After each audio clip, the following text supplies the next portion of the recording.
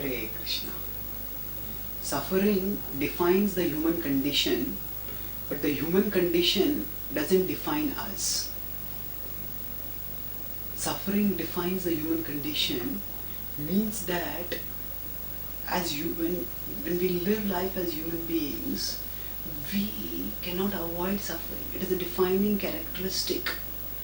Our very body is so brittle, so prone to misery at any moment. And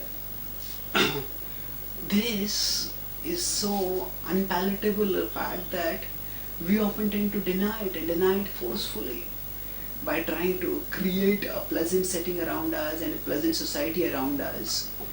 And by this we try to console ourselves, solace ourselves.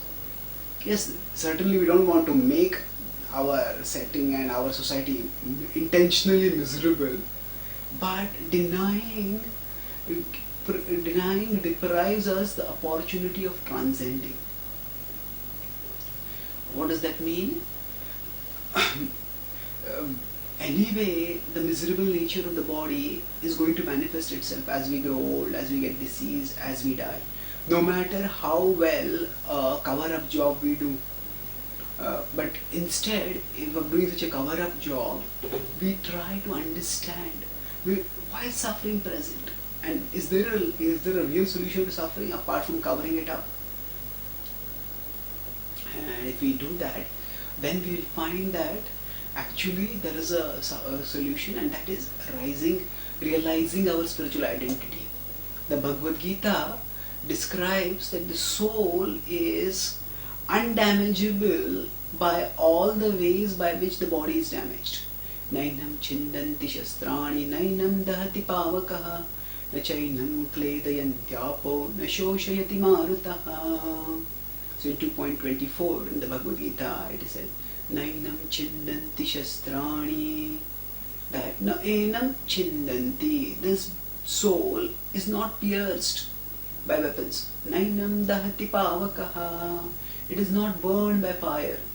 Achainam kledayantyapo, nor is it dissolved by water. Na shoshayati marutaha, nor is it withered by the wind. So essentially, by these 4-point analysis, Krishna is emphasizing the point that now these 4 things all damage the body. Weapons damage it, fire burns it, wind can, if there's stormy wind, we fall sick. If we are exposed continuously to water, again we fall sick, we may get drowned also if there's too much water. So all these things damage the body. The point which Krishna is making is, as the soul is not damaged by any of these things. And by giving these 4 things, he is conveying the generic principle that the soul is indestructible. That he stated earlier in Avinashi in 2.17, and Krishna repeats it in the next verse also in 2.25. Achedyoyam adhayoyam akledyo shoshyeyo charityah sarvagatastano rachaloyam sanatanaha. So the point is, the suffering defines the human condition, but the human condition doesn't define us. That means we are not just human beings, we are spiritual beings. At our core we are souls, and human life is just one station on our spiritual journey. Of course, it is not just a station, it is also motion.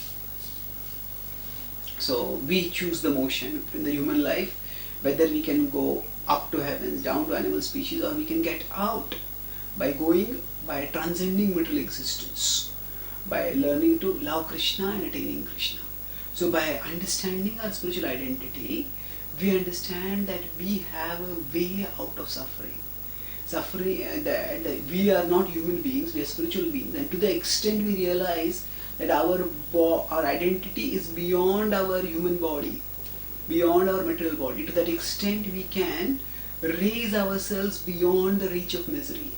And the more we realize and relish our spiritual identity, the more we not only go beyond misery, but by learning to love Krishna and living in harmony with Krishna, we also experience higher spiritual happiness.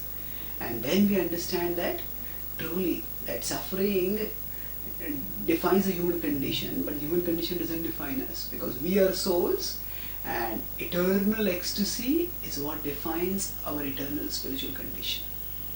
Thank you. Hare Krishna.